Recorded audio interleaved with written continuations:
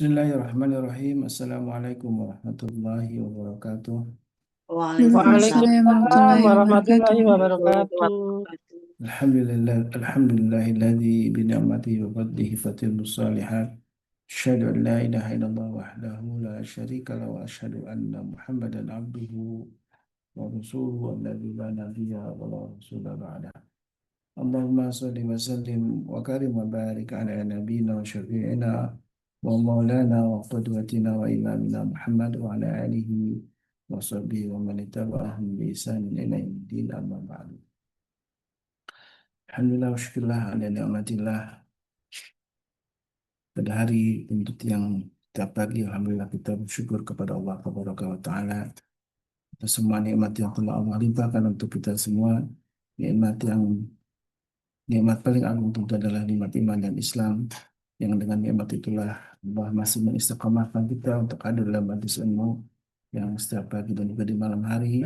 Alhamdulillah kita dibimbing oleh para guru kita dari Majelis Keluarga Indonesia. Maka kita doakan Allah Subhanahu wa taala senantiasa melimpahkan kesehatan, keberkahan kita untuk guru kita ya. Keistiqomahan juga dalam dakwah para guru kita. Salawat dan salam tentu senantiasa kita aturkan kepada Nabi kita baginda Rasulullah SAW, juga untuk keluarga beliau dan para sahabat, dan juga mudah-mudahan kita termasuk umatnya yang insya Allah kelak akan mendapatkan syafaat dari beliau. Amin Allahumma amin. Jamaah yang bukan Allah, alhamdulillah kita kembali berjumpa di sekolah Ayah Bunda bersama guru kita Uncle D dan juga Abah Ruli ya. Insya Allah, dan guru kita sudah hadir bersama kita. Dan inilah kita membahas kembali sana, dan ini bagian yang menjadi spesialisasi Ustadz Ruli ini, merehabilitasi orang-orang yang memang sudah terkena bencana, menjadi bagian penting bagaimana orang yang terkena bencana ini tetap kembali pulih gitu ya. Tidak hanya secara fisik tapi tentu secara mental, psikologis juga melakukan perbaikan, karena biasanya memang orang yang sudah tertimpa bencana biasanya mengalami trauma yang cukup besar, dan apalagi kehilangan harta, kehilangan orang-orang tercinta gitu ya. Dan itu menjadi bagian yang kewajiban kita untuk sama-sama memperbaiki atau ikut terlibat dalam memperbaiki melakukan sebuah rehabilitasi mental yang tentu harus dilakukan oleh ahlinya. Setidaknya kita memahami bagaimana para ahli profesional itu menangani korban-korban bencana, dan insya Allah akan juga dibahas oleh guru kita Abah Ruli dan juga Akaldi. Saya persilakan sepenuhnya untuk obrolan penuh hikmah ini di pagi ini. Saya pesan kepada guru kita Ustaz Dodi Al-Jabari. Tafadhol masykur. Syukran jazakumullahu khairan. Wa ta'ala Allah fi kulli hayatikum ya Ustaz Khalis. Bismillah. Assalamualaikum warahmatullahi wabarakatuh.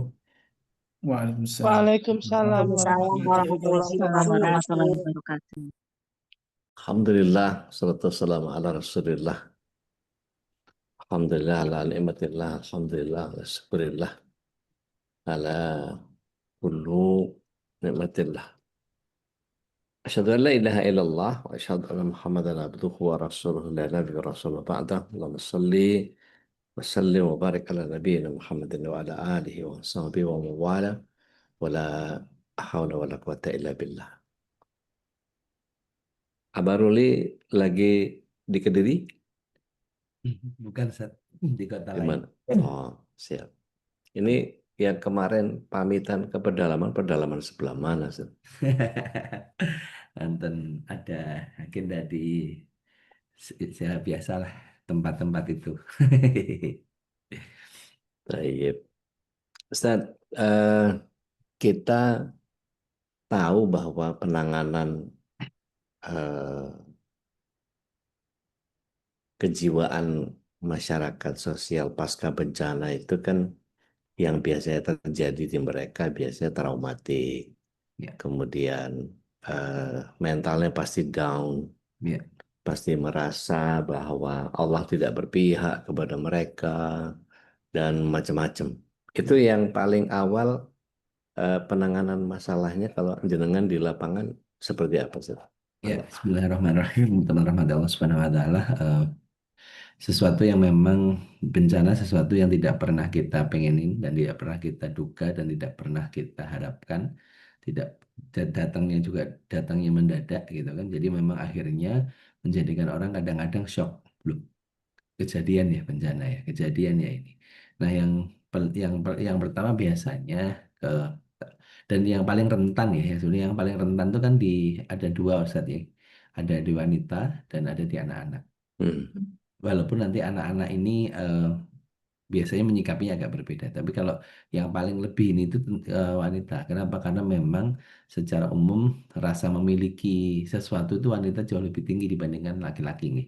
Jadi Iya. memang apalagi wanita itu biasanya kalau udah apa namanya ini sesuatu dia ya rasa memilikinya lebih tinggi lah seperti itu. Nah, itu yang biasanya menjadikan eh, apa namanya eh, ini menjadi kayak beban banget bagi mereka ketika kehilangan sesuatu, ketika mereka merasa mendapatkan ini akhirnya tadi yang paling gampang itu biasanya eh, gejalanya dulu ya, gejalanya dulu itu biasanya salah satunya nggak bisa tidur, eh, nggak enak makan, kemudian juga menjadi lebih gampang tersinggung, kemudian juga ada beberapa orang yang sakit ya, lebih pada bukan sakit secara ini, tetapi lebih pada kayak apa Psikosomatik.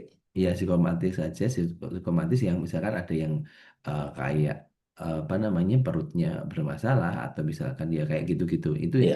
itu yang paling sering terjadi. Nah, itu yang kemudian langkah awalnya seperti apa? Nah, yang menjadi kalau bicara langkah awal kita ini kadang-kadang yang datang itu, nah ini masalahnya itu kadang yang datang atau di titik lain adalah orang-orang yang mungkin share juga kadang-kadang itu eh, mengingatkan mereka pada hal itu.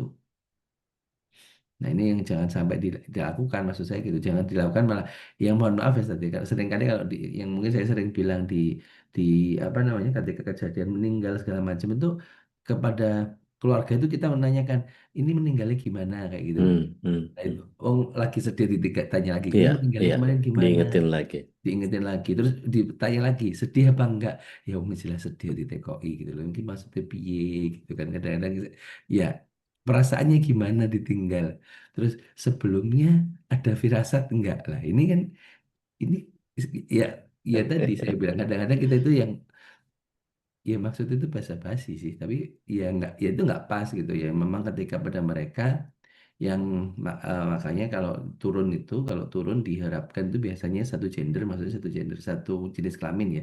Iya, Laki-laki ketemu laki-laki, perempuan ketemu perempuan. Kenapa? Karena kadang-kadang mereka butuh namanya em, empati. ya empati dan physical touch gitu loh. Oh, Dan ya yang ya kadang-kadang mereka nggak butuh bicara, mereka cuma butuh dipegang, butuh disentuh, dengan tatapan mata yang empatik gitu ya selesai kadang-kadang ya gitu loh ini yang sering kali bahwa mereka itu tidak seluruhnya butuh ngobrol karena ada orang yang hanya cukup dengan sentuhan bahwa aku bersamamu loh itu menjadi cukup. Nah, ini yang kemudian menjadi penting. Jadi bahwa bagaimana adalah yang pertama harus punya empati. Empati itu bukan gini, oh, yang sabar ya. Nah, itu bukan empati. hmm, hmm, hmm. Kata yang sabar, kata mereka, kamu nggak bisa ngerasain apa yang aku lakukan kalau tiba-tiba Iya, kamu dengan sederhana mengatakan yang sabar gitu loh. iya. Diterima aja kejadiannya. Makanya dalam bahasa Al-Quran itu bukan sabar, innalillahi wa inna ilaihi rajiun gitu kan. Bahasa Al-Quran itu ketika mendengarkan itu, kita disuruh mengatakan sesungguhnya semuanya itu kembali pada Allah.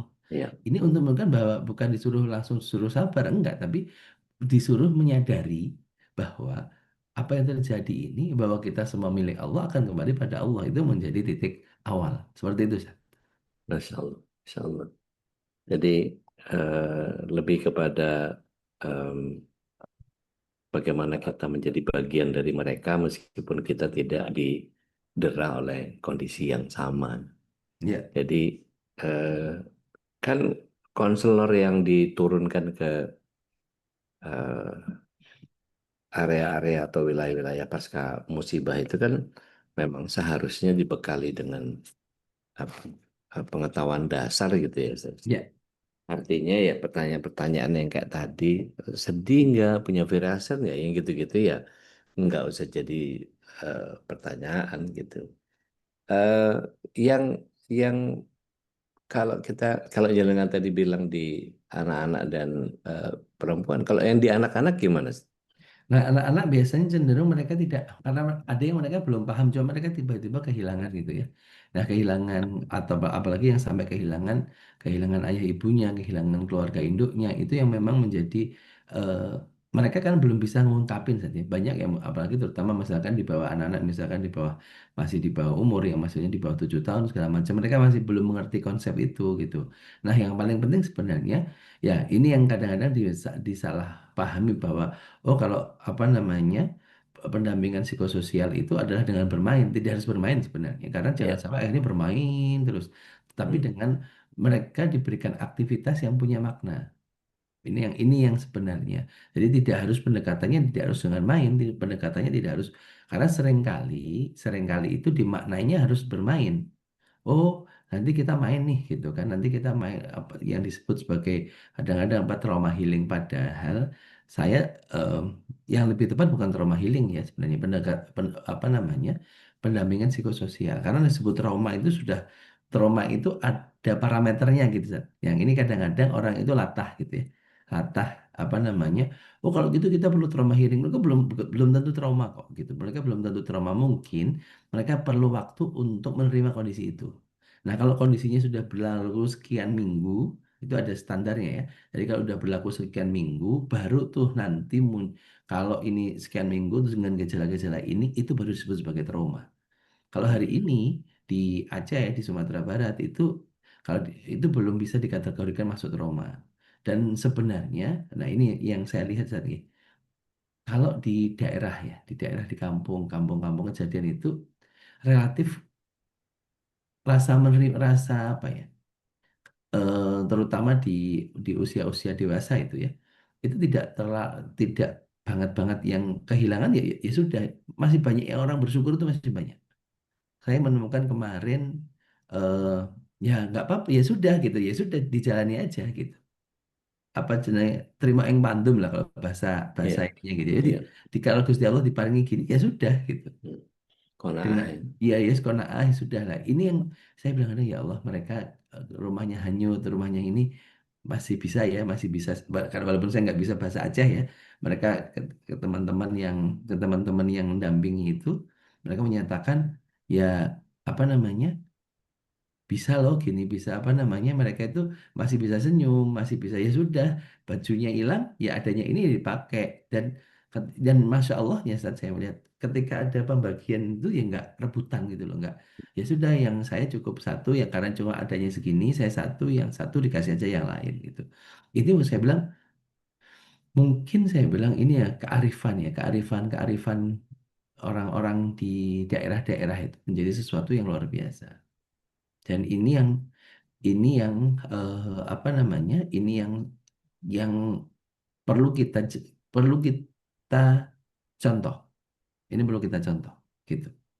Kalau melihat Jepang misalnya, Ustaz, Iya. mereka dari TK sudah mulai latihan dengan false alarm gitu. Ya, ya, Mereka ya, ya. dididik untuk Ya, mengatasi situasi yang kayak begitu. Mereka sudah tahu how to-nya gitu. Dan di ya, beberapa perusahaan di Jakarta juga sudah sering melakukan false alarm itu. ya, Dan itu security prosedurnya betul-betul dijalani jalan.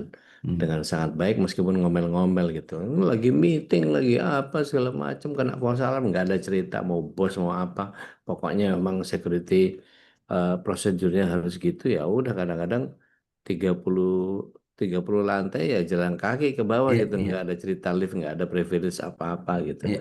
Dan itu memang sebegitu perlunya kita untuk membiasakan bahwa kita harus siap in any severe condition itu. Ya. Jadi yang paling penting kan kita nyadari bahwa di mana posisi kita nih, Sat. Inilah sebenarnya penting, makanya kenapa kita itu kalau kemanapun harus memastikan kita tahu di mana kita. dengan segala potensinya. Ini ini ya, apa namanya, sekalian mungkin ketika teman-teman semuanya di sini keluarga besar MKI memastikan bahwa kemanapun kita selalu harus waspada. Kita harus tahu potensinya. Istilahnya gini, makanya kalau safety briefing di pesawat itu dikasih tahu, "Oh, pintu keluarnya di sini, jendela darurat di sini." Kita kalau kemanapun, kalau misalkan lagi pergi ke, misalkan dengan keluarga lagi berlibur di pantai, cek juga jangan sampai akhirnya, kenapa? Masalah itu terjadi karena kita tidak siap, Sa. Dan yang kalau kita pakai bahasa apa namanya, bahasa mielin itu ya, mielin, Ya. bahwa ada di si si ini kita, si otot kita itu, di ini kita harus tahu bahwa oh itu di sana ya, oh ini di sini ya. Kejadian mungkin kalau teman-teman pernah, kita ingat di tahun 2005 ketika kejadian tsunami itu, yang di Thailand itu ada anak Belanda, kalau tidak salah, saya ingat salah, anak Belanda, dia itu apa namanya, dia itu ngelihat sesuatu yang pernah diajarkan kepada dia di sekolah, langsung dia mengatakan ini tsunami. Berarti apa? Ketika bahasanya, kalau ada anak zaman sekarang ya, kalau bahasa Jawanya ojo melanggar gitu. Ojo melanggar itu apa? Jangan abai dengan lingkungan sekitar. Ya. Jangan abai dengan lingkungan sekitar. Kalau kemanapun kita harus tahu. Kita harus ngerti. Oh, makanya tadi kita kadang-kadang harus kalau kemana-mana pegang HP, lupa, nggak tahu di mana jalan, nggak tahu di mana ini. Misalkan, mohon maaf lah, ke mall lah, misalkan lagi ke mall mau ke supermarket gitu. Lihat, oh kita posisinya di sini, jalan darurat, nanti emergency exit itu di mana, ininya di mana. Nah, sebenarnya dengan kita membangkitkan itu, otak kita siap kalaupun kejadian apa-apa. Kenapa salah satunya, kenapa orang itu merasa kehilangan banget? Karena merasa bahwa dirinya aman. Hmm. Nggak siap, apa, mitigasinya nggak clear.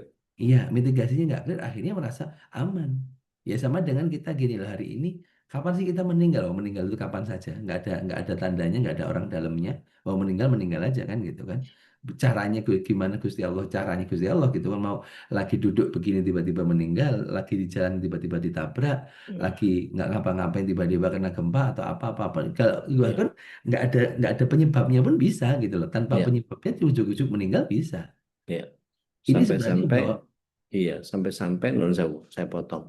Sampai-sampai ada orang yang over, apa namanya, over mitigasi gitu. Jadi ya, seolah-olah semua nyilakani gitu. Semua, ya, kita jangan naik kereta, nanti kereta tuh waktu itu aja lepas dari relnya. Jangan naik pesawat, nanti ketumbur. Nanti jangan naik bis, anu, soalnya supirnya jangan, terus mau naik onta apa gimana ini? itu yang pernah disampaikan ibu saya, Ustaz. Jadi waktu itu Hmm. karena saya sering tugas di luar gitu kan, apalagi pada kejadian pesawat, setelah itu pesawat, ada pesawat ini, Leo aja numpak pesawat, Leo anu sing numpak kereta wae, ibu, saya bilang. Akhirnya saya ambil, saya bukain flight radar. Teng langit niku nggih Bu. Nah, ini kan ini makanya gini, teng langit niku pesawat itu mboten setunggal. Suatu kathah banget gitu kan. Banyak banget, dan kejadian itu satu ya, memang ada kejadian tapi kita juga nggak tahu kejadian itu di mana, tapi yang nggak kejadian jauh lebih banyak. Ya. Nah ini tetapi di sisi lain memang ini yang perlu kita bangkitkan hari ini. Hari ini kita mungkin tidak mengalami bencana, yang di sini alhamdulillah nggak mengalami bencana. Ujian pasti ada ya, ujian pasti semua mengalami, dan tidak ada yang lebih gini, apakah mereka lebih berat ujiannya daripada kita? Enggak, semua kita mengalami ujian yang sama-sama beratnya. Ya. Bahkan kadang-kadang kita yang trauma, mereka yang enggak gitu loh. Buktinya kita dalam tanda kutip gini, kita yang sebenarnya enggak sumeleh itu kan tadi, kita ketika dapat ujian dengan anak kita segala macam, kita enggak masih grundel, masih ini, ketika kita masih ada tetangga kita bla bla bla, kita masih grundel segala macam. Itu menunjukkan bahwa sebenarnya kita belum sumeleh gitu loh. Kita belum bisa nerima suami saya tuh gini-gini Ustaz. Itu bagian, saya bilang sebenarnya itu bagian bahwa kita belum mau menerima kondisi itu. Dan cuma karena ujian kita nggak berdarah-darah, kesannya itu nggak ada masalah gitu kan. Padahal sebenarnya sama aja gitu. Jadi yang ini Ya. menurut saya menjadi sesuatu. Ada. Nah, yang justru mengkhawatirkan justru karena nggak berdarah-darah, kelihatan kayak oke-oke aja, nggak ngertinya cara berpikirnya yang justru, apa, merusak gitu kan. Ya. Kayak yang terjadi di Australia kemarin, ada pasukannya IDF yang ngebunuh berapa belas orang itu yang Iya, itu kan juga bagian dari stresnya kan iya. ketika ngadepin itu di tempat-tempat bencana yang jenengan pernah masuk itu yang ditemukan yang paling unik yang di mana Ustaz? Atau kasus apa Ustaz? So far Ada semua tempat ya, semua yang tempat maksud saya ada ini, Zat. Semua tempat hampir sama lah ya. ada kejadian-kejadian. Tapi gini, saya melihat relatif kalau kejadiannya di masyarakat desa itu relatif mereka lebih lebih lebih cepat recovery-nya, Hmm. lebih cepat recovery-nya. Tidak se ini dengan masyarakat yang hidup di urban. Hmm. Mungkin karena itu tadi ya, apa sense of belonging-nya gitu ya. Jadi apa ya? Kalau di Jawa tuh Waton Suloyo gitu ya, nggak terlalu inilah ada ya dinikmati nggak ada ya wis gitu mau apa Iya, gitu ya.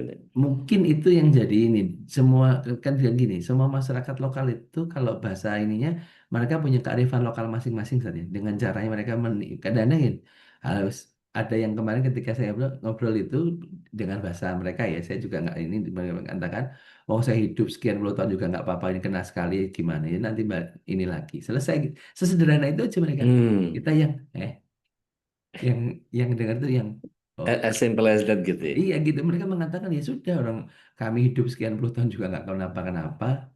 Cuma kadang-kadang kurang reflektif juga ya. Tapi kita nggak ini ya hari ini reflektif maksudnya bahwa apa Dhahrul Fasad itu kan bahwa semua yang nampak kerusakan itu karena ulah manusia itu bahwa cuma tapi kan pada titik itu kita nggak perlu menyampai ke sana ya, kita nggak perlu Ya. nyampe ke sana. Tapi yang menurut saya yang kemarin mohon maaf sekali ada postingan yang mengatakan ada postingan itu yang menurut saya tidak bijak Hmm.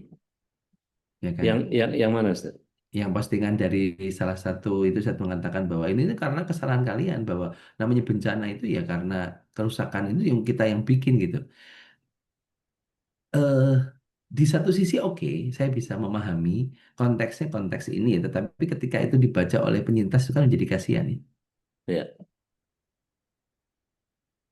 Di penyintas itu gini loh, kita kita tahu bahwa apa yang terjadi ini memang ya gini nggak ada kejadian di dunia ini bahkan bahwa apa namanya kejadian apalagi dalam konteks alam ya konteks alam kok kayak banjir segala macam itu ada pasti ada kalau hujannya nggak ada campur tangan manusia tetapi dalam itu ketika kejadian-kejadian ini ada campur tangan kerusakan manusia itu pasti ada karena ya kita lihat sendiri memang kayu itu muncul ada gitu loh, kayu gelondongan itu Ya. ada gitu bahwa itu karena kerusakan manusia yang bikin iya gitu. Tetapi kadang-kadang nggak perlu disampaikan bahwa karena mereka berdosa, mereka jadi di dikasih ujian seperti ini.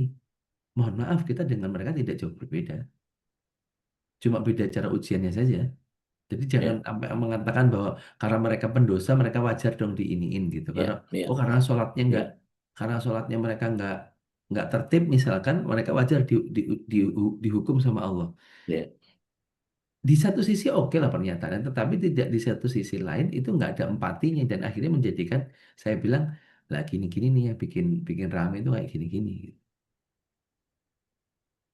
Ada bagian yang kadang-kadang kalau kita perhatikan uh, di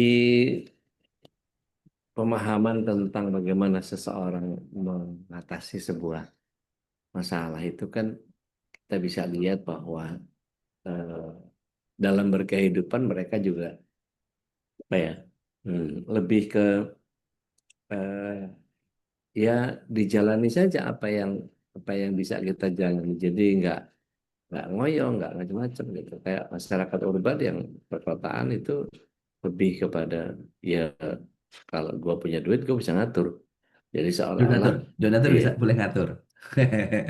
Jadi kalau udah modelnya begitu biasanya memang secara apa sikap dan mental juga ya nggak bisa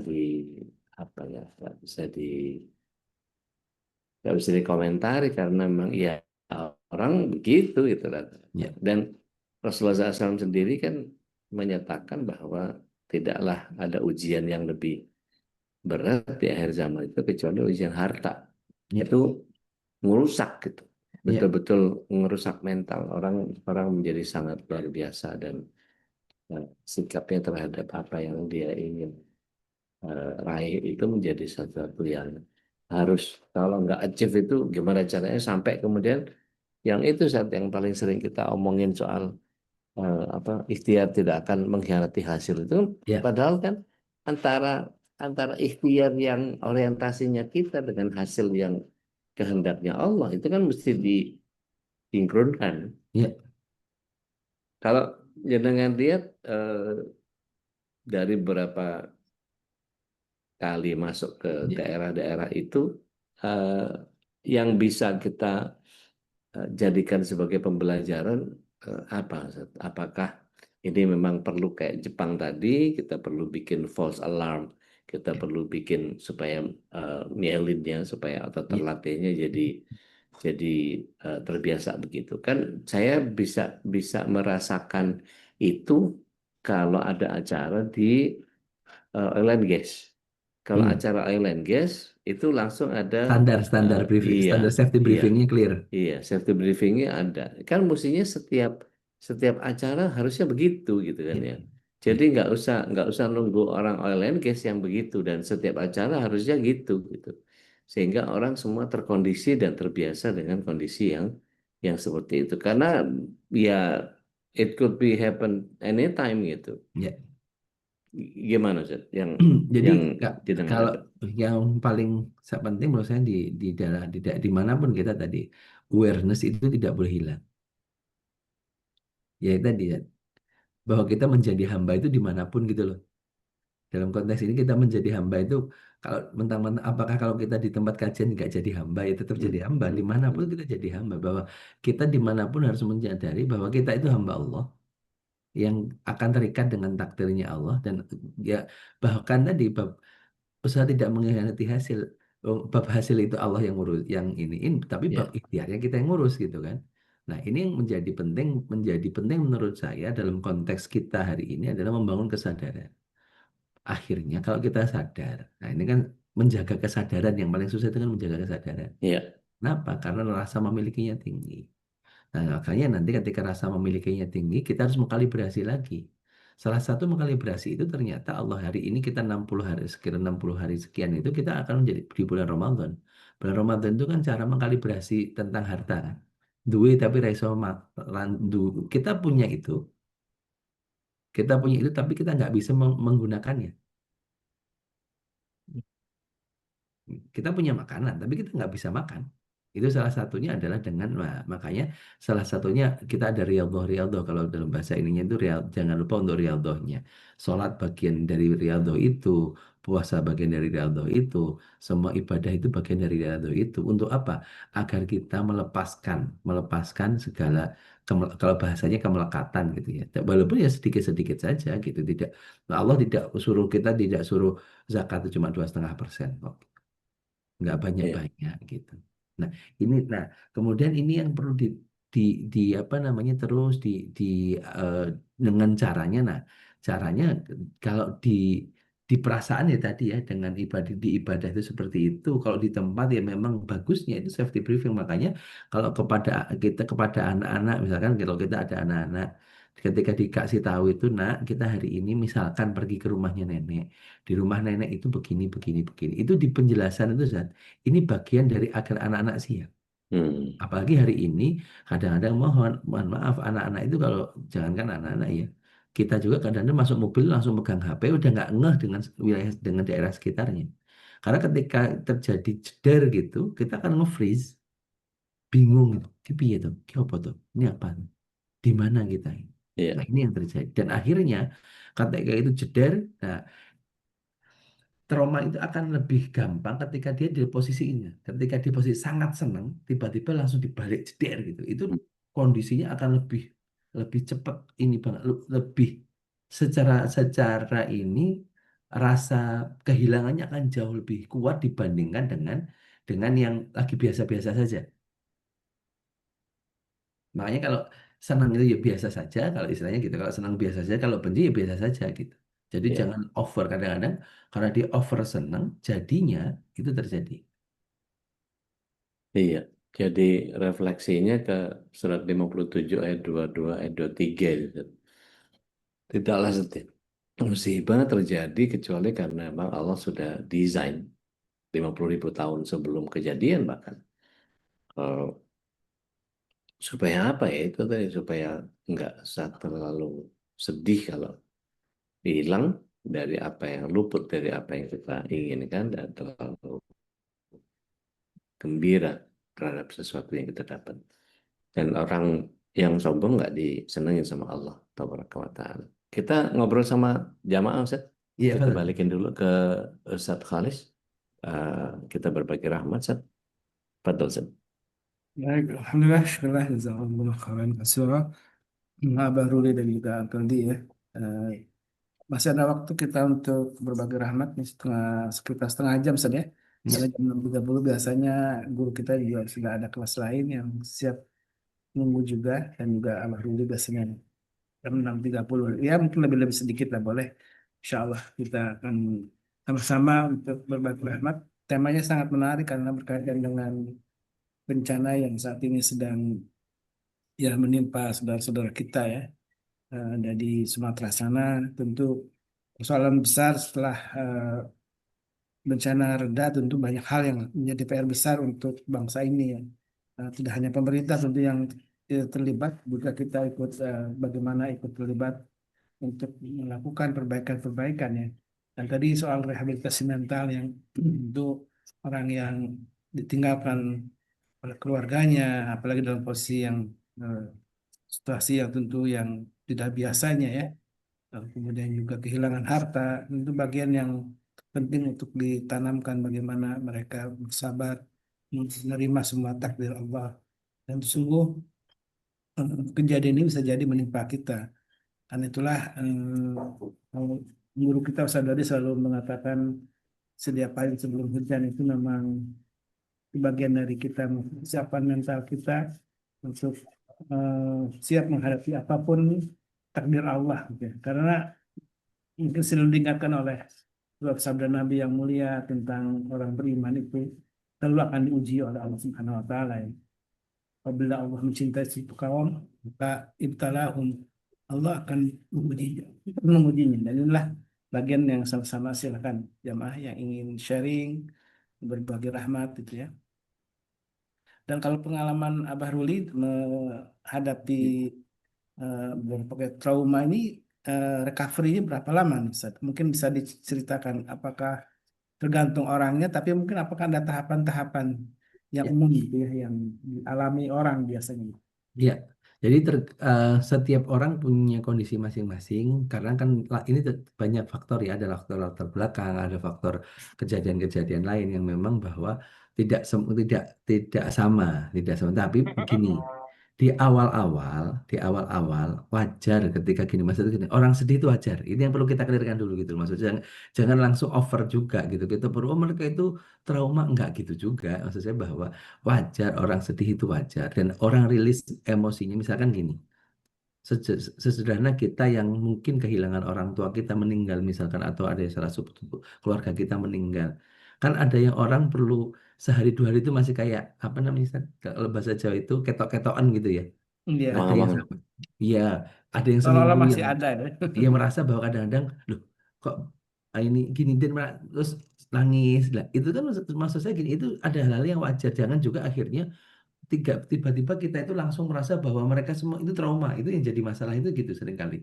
terutama anak-anak baru yang baru datang gitu ya, yang apa namanya baru punya satu jurus gitu kan. Wah, itu kalau datang itu kadang-kadang bikin bikin masalah itu gitu, dengan semua orang dianggap Diajak trauma. berantem. Nggak, iya, nggak gitu juga ya, wajar, saya bilang tuh wajar gitu loh. Orang habis kehilangan terus kemudian dia nggak enak makan, dia nggak mau makan, dia termenung, itu wajar gitu. Nah, disitulah sebenarnya tadi saya bilang titik awalnya adalah kita harus punya empati pada mereka. Titik awalnya harus kita punya empati pada mereka. Nah, empati itu bagaimana? Saya bilang empati itu banyak hal. Misalkan kita membantu, misalkan ada dengan cara tetap menyediakan makanan untuk mereka, misalkan. Kita menjadi teman mereka, kadang-kadang cuma duduk di sebelahnya. Kemudian kadang-kadang juga caranya apa? Dengan kita tilawah itu kadang-kadang jadi ini loh. Kita tilawah dengan suara yang nggak kenceng-kenceng banget di dekat mereka. Mereka merasa akhirnya dari situ mereka mendapatkan ketenangan. Jadi caranya itu banyak, tapi dan kalau kemudian, nah kalau nanti dia misalkan, wah ini seminggu nggak bisa tidur segala macam, nah ini kan masih kemudian apa suka histeris misalkan kayak gitu, nah itu kan hal-hal kayak gitu yang baru kita perlu penanganan khusus. Jadi tidak harus semuanya itu apa namanya, tidak harus semuanya itu dihukumi atau diiniin gitu ya. Nah, ya bahkan banyak yang mereka itu setelah selesai ya sudah gitu ya. Selesai ya sudah, banyak yang seperti itu juga. Tapi ada beberapa yang tidak. Nah, ini perlu kita tadi aja pendampingan psikososial itu pendampingannya ya tidak harus dengan gimana-gimana. Yang penting tadi rambu-rambunya nggak usah diingatkan lagi dengan kondisi itu. Kemudian tidak perlu disampaikan dengan kalimat bahwa yang sabar ya itu ya tidak perlu juga. Ya, Istilahnya gini, "Oh, kamu itu nggak ngerasain kok." Sesederhana bahwa rumahku itu hilang, rumahmu kan nggak hilang. Terus kita dengan sangat santai mengatakan yang sabar ya, ujian itu dari Allah. Iya, mereka tahu, cuma di situ itu belum, kalimat itu belum penting gitu loh, kalimat itu belum penting. Sama dengan saya sampai kepada teman-teman kemarin ada satu kejadian hari kedua itu, ada yang Ustaz, perlu Al-Quran nggak di sana? Kok di saya bilang, yang penting itu makan sama baju dulu. ya, Loh, saya bilang kadang-kadang kita itu kan nggak priority gitu loh. Ininya prioritas utama itu seminggu ini makan, baju, air bersih. ya. Itu yang pertama dulu. Jangan akhirnya ini nanti Qurannya gimana? Ntar dulu lah. Boro-boro saya bilang boro-boro ngaji. Saya bilang orang pakaian aja untuk masih ini aja bingung kok. Orang juga bukan kita tidak ini ya saya bilang bukan tidak tanda empati itu kita tahu kita paham akan kebutuhan mereka. Itu tanda empati yang sederhana. Gitu. Gitu saya tulis. Jadi kalau nanti tahapannya nanti kalau misalkan ada yang seperti itu misalkan ya tadi kadang-kadang ada yang nah yang paling penting adalah jangan dilepaskan dari lingkungan sosialnya. Maksudnya ya biar biar nyampur nyampur aja, nyampur dengan tetap ada nyampur. Kenapa? Karena mereka lebih kenal daripada dengan kita. Apalagi dengan saya misalkan kemarin saya nggak ngerti bahasanya kan bingung juga ini kan. Walaupun mungkin oh ini dia itu cerita tentang kejadian itu cerita karena ya tetap ya kita itu ada bahasa-bahasa gestur yang oh maksudnya gini gila kirologinya kuat gitu tapi kan kita nggak bisa ngomong apa pun kita nggak ngerti kalau bahasa Padang juga sama kan kalau bahasa Padangnya cuma Tambocie kita tahu gitu tapi kalau udah cerita gitu waduh gitu, panjang banget ini ceritanya ini maksudnya apa gitu kan itu udah kerasa banget itunya. Nah, makanya perlu juga yang paling penting bahasa empati itu sebenarnya di sini, di mata kita sama di gestur. Tuh, gitu Sat. Gitu Sat Tolis. Dari situ dulu. Baik, ini ada pertanyaan dari Bu Ira nih, mungkin untuk guru kita Ustadz Dodi nih. Nah, ini izin bertanya Ustadz, kemarin saya lihat di sosmed nih, saudara kita di Sumatera memanfaatkan kayu gelondongan untuk membangun kembali rumah mereka secara syariat, apakah itu dibolehkan? Ini eh, apakah karena itu kan kayu yang eh, statusnya, nah ini nggak jelas juga nih ya, karena mungkin untuk milik perusahaan yang mana juga. Iya, Bismillah, wassalamu ala Rasulillah. Karena itu barang temuan tak bertuan, gitu ya. Ya nggak usah nunggu karena ada kebutuhan yang sifatnya darurat, maka ya kalau udah darurat itu ya darurat saja sudah. Kalau darurat udah dihukumi darurat aja semuanya, maka nggak ada yang keliru sama itu. Insya Iya. Allah nggak ada masalah. Dan itu masih masih yang luar biasa adalah masih terjadi pembalakan itu masih terus, Ustaz. Masih masih terus mereka mereka tutupi dengan terpal, terjadi pengiriman, terjadi pengumpulan, masih masih terus. Seolah-olah mereka tidak punya empati, memang ya begitulah mungkin nafsu serakahnya orang-orang yang eh, apa lakukan Hmm. eh, apa ya? Kalau kita lihat itu dari area yang eh, apa yang seharusnya dipegang sama HPH-nya itu ternyata melebihi Ustaz. Ya, Iya. Malah ada taman taman nasional yang ikut terbakar juga. Artinya kalau kemudian kita lihat bahwa memang seperti Baluran, seperti apa namanya Ujung Kulon yang memang memang betul-betul dijadikan konservasi gitu ya. Itu kan mestinya ya semua ya nggak akan melakukan kebodohan atau keserakahan seperti itu. Tapi ya namanya kapitalisme itu ya ya begitu itu. Ya, kita berdoa Apa, mudah-mudahan. ditabrak semua nggak ada urusan. Ya. Selama yang punya izin bilang lanjut, lanjut. Nah, kita harus mendesak pemerintah untuk menindak tegas ini, Ustaz ya. Untuk menindak tegas para pelaku pembalakan ini. Iya, Dan kalau masuk yang masuk ke ilegal situ, maupun yang legal, ternyata kan kebanyakan iya, juga yang legal sebenarnya. Artinya mereka dapat izin gitu kan ya. Dan itu iya, ternyata ya bermasalah dari mulai izinnya, kemudian tempat apa namanya, mereka udah merambah ke hutan-hutan konservasi gitu ya. Dan ya teguran lah dari Allah Subhanahu Wa Taala untuk kita semua gitu ya. iya.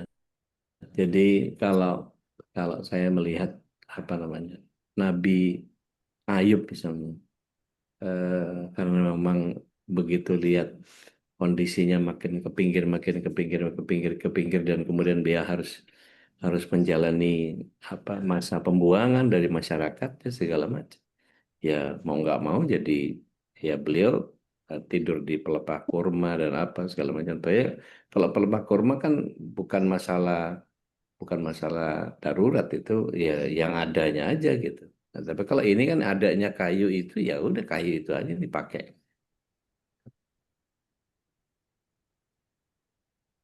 Ya, nah dalam konteks tadi ya, dalam konteks apa ya, saya kembali lagi eh, relate ke kita ya, ke kita, bahwa ke kitanya tadi bahwa coba bahwa kejadian apapun harus dimaknai. Ini yang paling penting sebenarnya, karena dimaknai.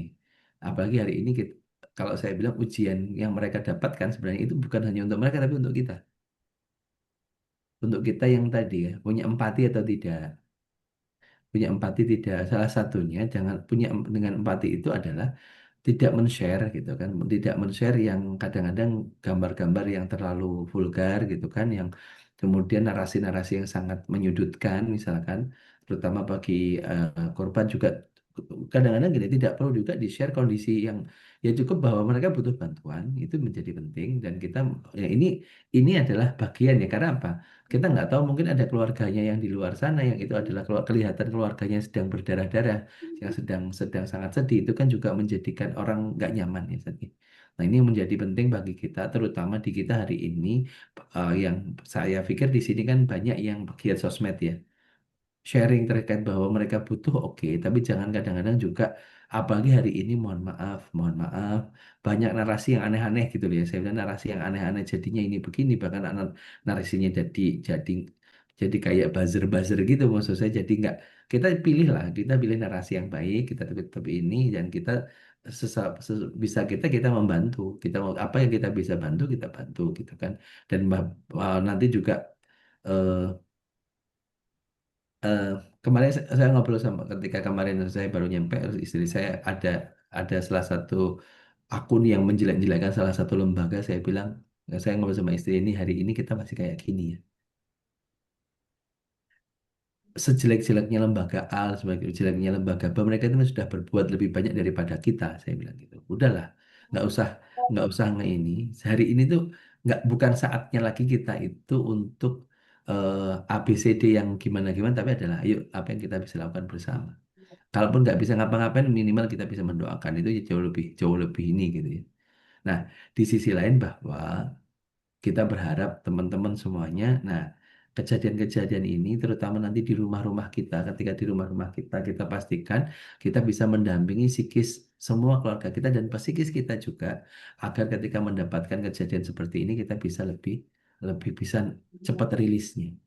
Nah, cepat rilis gitu, gitu Sat.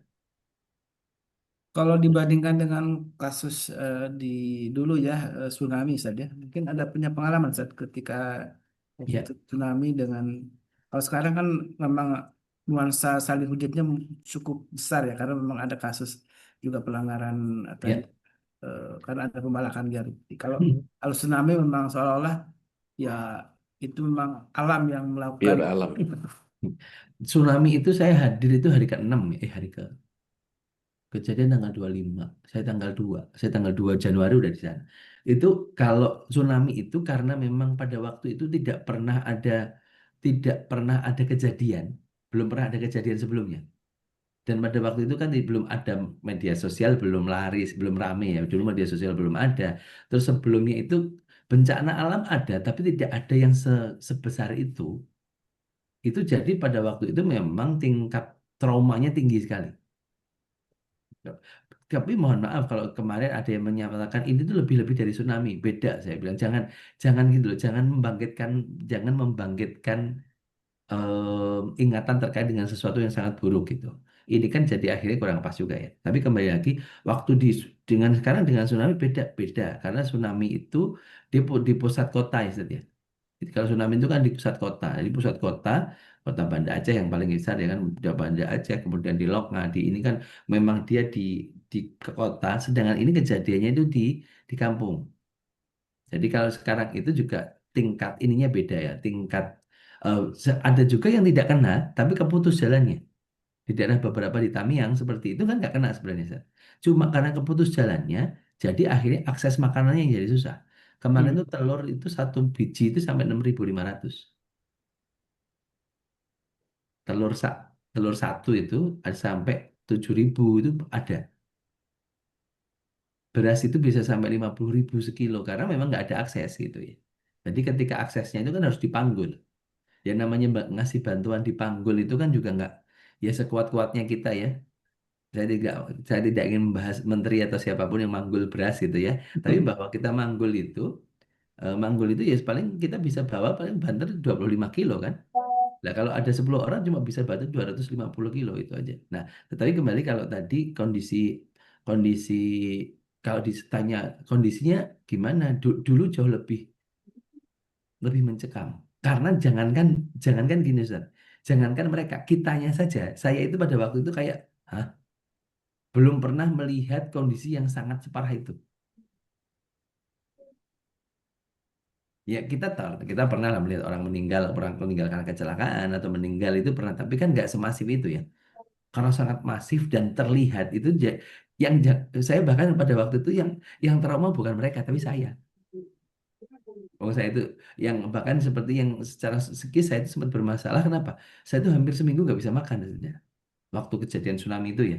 Karena benar-benar yang kayak orang yang kayak dibek gitu dari kondisi yang sangat normal tiba-tiba ngelihat yang, hah ini apa ini? Ini apa ini? Itu yang kitanya sendiri. Nah, kemudian juga sama dengan akhirnya masyarakatnya pun sama karena mereka kondisinya nggak ada pernah kejadian sebelumnya itu Indonesia itu kan nggak apa ya secara umum apalagi orang kota saja orang kota kecuali orang Jogja gitu orang Jogja itu sudah sering lah karena sering gunung gunung Merapi sering sering apa namanya sering sering batuk gitu jadi mereka sudah awarenessnya tinggi nah di Aceh pada waktu itu sekian puluh tahun tidak pernah kejadian apa-apa jadi tiba-tiba langsung jeder nah ini nah sebelumnya kalau kita lihat kita tracking di daerah-daerah ini tuh itu tuh berapa kali memang ada banjir di beberapa Hmm. tempat ya. Jadi sebenarnya banjir itu bukan sesuatu yang aneh gitu dalam tanda kutip ya saya bilang tadi. Tetapi karena ini besar sekali, ini yang jadi sesuatu. Dan memang tapi kalau secara ini masivitas itu banyak terjadi karena bukan di banjirnya saja, karena daya hancurnya itu kan karena ada kayu itu tadi. Kayu itu menjadi daya hancur yang besar. Tapi so far sebenarnya ya kalau kita tidak bisa menutup mata ada beberapa yang secara psikis mereka sangat sangat down. Tapi jangan dijadikan glorifikasi bahwa mereka tetap butuh pendampingan dan pendampingan yang paling kuat adalah bagaimana kita memberikan empati. Dan Hmm. empati terbaik bagi kita yang di luar wilayah nih hari ini saya sudah tidak di sana. Empati terbaik saya adalah tidak men-share sesuatu yang menyakitkan mereka. Karena Hmm. hari ini pun mereka sudah beberapa sudah ada aktivitas menggunakan menggunakan apa namanya gadgetnya segala macam. Nah, ketika buka jangan mereka malah diingatkan dengan hal yang tidak nyaman. Nah, itu yang penting. Seperti itu, Sat. Dan saya melihat walaupun mereka sedang tertimpa musibah saja, Ya. mereka tidak kehilangan kebaikan-kebaikannya itu Ustaz. Yang saya salut itu ya. Saya Mhm. pernah melihat seorang reporter yang setelah menyampaikan beritanya kemudian disuguhi apa pisang oleh seorang nenek gitu ya. Itu di tengah banjir gitu ya yang masih Ya, itu sampai si reporter itu nangis gitu ya. Apa betapa kebaikan itu tetap tidak hilang di dalam diri ya, mereka sesungguhnya ya. ya. Itulah saya bilang tadi bahwa jangan-jangan yang kadang-kadang kita tuh salah menentukan gini. Kita salah menentukan bahwa kita tuh jadi merasa kasihan dengan mereka semua. Empati dengan kasihan itu kan berbeda ya. Empati kalau kasihan itu kadang-kadang merasa bahwa gimana ya, kita menjadi merasa lebih baik daripada mereka. Kadang-kadang jadi orang yang seperti itu. Yang hati-hati itu kita bahwa kita harus empati. Caranya harus simpatik gitu kan. Caranya harus simpatik. Bukan XL, bukan Indosat, beda lagi. Nanti kalau jadi caranya harus simpatik, orangnya harus empatik gitu kan. Nah, ketika dia mengeluarkan empati salah satunya tadi, dan kita itu akhirnya kita banyak belajar dengan mereka. Ada yang eh, saya menemukan langsung yang beliau dikasih bantuan, udah yang lain aja saya masih bisa kok gitu. Itu masih ada gitu yang saya bilang, oh nggak nggak serakah gitu kan. Disitulah kadang-kadang kita harus akhirnya ya Allah yang ngajarin kita itu diajari sama mereka loh, bukan kita Ya. kita itu diajari sama mereka, diajari tentang tidak serakah, tentang ya sudah secukupnya saja, yang lain aja saya juga masih ada kok gitu kan. Ya tadi itu yang berarti apa saya harus bilang bahwa mereka ya kalau yang dikatakan ini harta itu cuma di tangan nggak di hati, ya hilang ya sudah selesai, habis itu kita ini kan. Tapi bab yang tadi bab keserakahan ya itu kita harus benerin, nggak bisa juga kita diamkan, nggak bisa ya. Tapi bahwa secara personal hari ini kita juga harus terutama kalau saya ingin relatkan dengan kondisi di rumah kita, bencana itu akan terjadi dimanapun, kejadian ujian itu dimanapun. Berarti bagaimana kita harus mencoba agar kita selalu ingat siapa kita, di mana kita, dan bagaimana kita. Anak-anak kita juga sama. Ada mohon maaf beberapa anak-anak ketika kehilangan orang tuanya, dia akhirnya traumatiknya tinggi sekali. Akhirnya dia itu malah ya tadi banyak hari ini saya banyak dapat di Jakarta. Ketika di Jakarta beberapa itu kejadiannya seperti itu. Jadi akhirnya mereka ujian, apakah ujiannya tidak berat ya sama-sama berat. Ada yang karena orang tuanya divorce, akhirnya anaknya jadi sangat sangat trauma, kemudian jadi lakukan hal-hal yang bagaimana ya yang kayak gitu. Terus kemudian ada yang sampai ngunci diri selama sekian hari, sekian bulan gitu-gitu, yang itu juga ada kejadian. Maksud saya gini, dimanapun itu kondisi itu ada terjadi, dan kita yang paling penting awareness-nya perlu dibangun. Itu yang paling penting. Itu satu hal.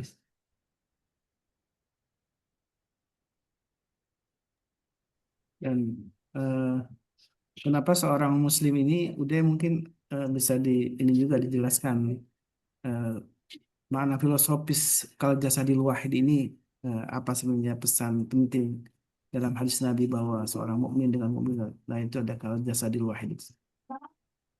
Bismillah, salatu wassalamu ala Rasulillah. Karena memang kayak bagaimana seseorang merasakan eh, kekurangan atau sakit gitu. Itu kan kita harus juga punya seperti tadi eh, empati dan betul-betul ya setidaknya kalau toh nggak bisa nyumbang ya didoain lah atau setidaknya jangan ganggu deh. Gitu. Itu bagian yang sebetulnya menjadi penting buat setiap orang masuk ke dalam ranah yang tadi Ustaz Ruli bilang bahwa harus empati dengan cara yang simpatik sehingga betul-betul eh, masuk ke dalam sebuah bagian yang ya kita harus rasakan juga gitu. Kan salah satu bagian dari puasa kan cara untuk menumbuhkan empati juga tuh. Sehingga ketika kita puasa itu ikut merasakan bagaimana rasa lapar yang mereka rasakan, bagaimana setiap orang yang kemudian merasakan eh, punya harta tapi nggak bisa konsumsi dan seterusnya. Gitu. Jadi lebih lebih kepada bagian yang seharusnya setiap setiap orang memang kepedulian terhadap orang lain itu tinggi. Nah, ini yang Anda lihat pribadi gitu, betapa egoisnya orang di luar sana gitu. Kalau nggak usah jauh-jauh deh, kita haji aja gitu. Haji itu seringkali kita ketemu banyak orang buang sampah sembarangan, padahal itu mikirin orang nggak sih dia gitu. Terus kemudian bagaimana dia kalau berebut ngambil jatah apa namanya hadiah-hadiah itu apa segala macam. Dan bahkan di dalam beberapa kondisi seperti di kita gitu ya, begitu punya duit sedikit pakai apa pakai mobil yang ada apa buntut totot gitu. Jadi kalau udah pakai rotator itu kayaknya dia udah punya punya punya privilege untuk bisa mengalahkan orang-orang. Nggak perlu antri kok kalau kita bisa bisa punya duit gitu, tinggal beli aja rotator gitu. Sama seperti ketika di kelas-kelas tertentu orang menjadi tidak punya empati karena tadi, misalnya ngantri di eh, mau masuk ke pesawat gitu, ada fast track gitu yang bisa dibayar gitu, Ya. sehingga apa namanya orang bisa menikmati itu kan cuman buat apa maskapai gitu kan, cuman buat pramugari sama petugas itu yang bisa pakai fast track. Tapi karena bisa bayar orang imigrasi, gitu. Jadi ya terjadilah yang seharusnya nggak terjadi. Jadi orang nggak punya rasa yang sama. Tetapi dia selama menguasai sesuatu yang kalau dia bisa lebih cepat, kenapa enggak? Kan eh, kebiasaan keinginan di kita itu kan kalau bisa lebih cepat, lebih murah, lebih bagus, kenapa enggak? Itu bagian yang sebetulnya secara mental sudah ngerusak. Gitu, Ustaz. Kita sudahi, Ustaz. Baik, sebagai penutup mungkin saya ingin dapat satu kata-kata penting soal bagaimana musibah ini, bencana apapun di mana yang terjadi, dimanapun terjadi ya, bisa jadi model atau momentum untuk pembelajaran terhadap anak-anak. Ini bagaimana mungkin kata-kata yang bisa disampaikan Ustaz? Dari satu Apa deh. tuh, Ustaz? Eh, Hari ini akhirnya gini, Allah memberikan segalanya itu pasti tepat ya.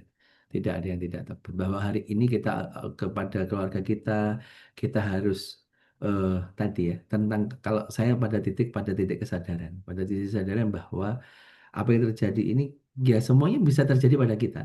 Bahwa kita harus siap dengan segala kondisi, bahwa kita harus siap dengan segala segala ujian yang Allah berikan, tapi kita tidak perlu nantangi juga ya, tidak perlu nantangi bahwa nah apa yang terjadi nah makanya yang paling penting adalah bagaimana dialog kembali lagi dan kesadaran itu dibangun dari dialog-dialog. Dialog-dialog ini menjadi penting agar anak-anak kita memahami kondisi ini, keluarga kita memahami kondisi ini, dan kemudian mereka tahu mereka harus melakukan apa. Dan yang paling penting lagi adalah ketika ketika kejadian itu bukan sibuk dengan bagaimana, tapi kita sibuk dengan innalillahi wa inna ilaihi raji'un, bahwa kembali kita menyadari Allah memberikan ini pasti ada maksudnya. Jadi ini yang saya ingin lebih ini kan ya, karena kepada uh, siapapun itu bahwa pastikan kita semua eh, sadar peran dan posisi kita sebagai hamba, kita akan dapat ujian dari Allah, dan anak-anak kita pun diberikan pemahaman itu agar mereka bisa akhirnya bisa lebih lebih apa namanya lebih siap dengan kondisi apapun itu Zat.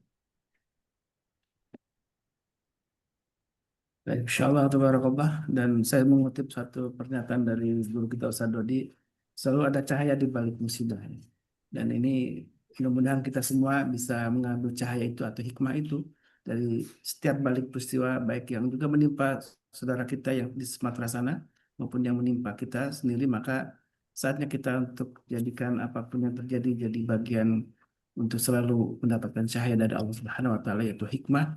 Karena hikmah hanya diberi kepada orang-orang yang Allah pilih, dan kemudian mereka lah yang akan mendapat kebaikan yang banyak.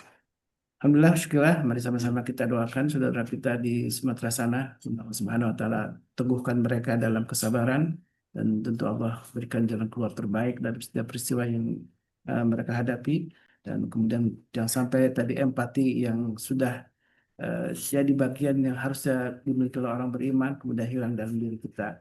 Dan itulah mari sama-sama kita selalu berdoa kepada Allah Subhanahu wa taala untuk selalu kita diberikan keistiqomahan dalam kebaikan dan tentu hidayah dan taufiknya. Mari kita tutup dengan doa kafaratul majlis. Subhanakallahumma wa bihamdika asyhadu an la ilaha illa anta astaghfiruka. Astaghfiruka wa atubu ilaik. Mohon maaf kalau ada khilafan dari kami. Al-afuminkum hadana wa iyyakum. Assalamualaikum warahmatullahi wabarakatuh. Waalaikumsalam. Waalaikumsalam warahmatullahi wabarakatuh. Jazakallah khairan katsiran. Terima kasih, Bude. Terima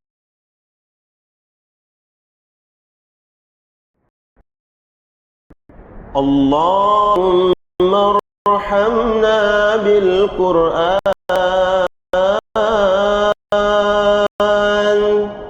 واجعله لنا إماما ونورا وهدى ورحمة اللهم ذكرنا منه ما نسينا وعنا منه ما جهلنا وارزقنا تلاوته آناء الليل وأطراف النهار واجعله لنا حجة يا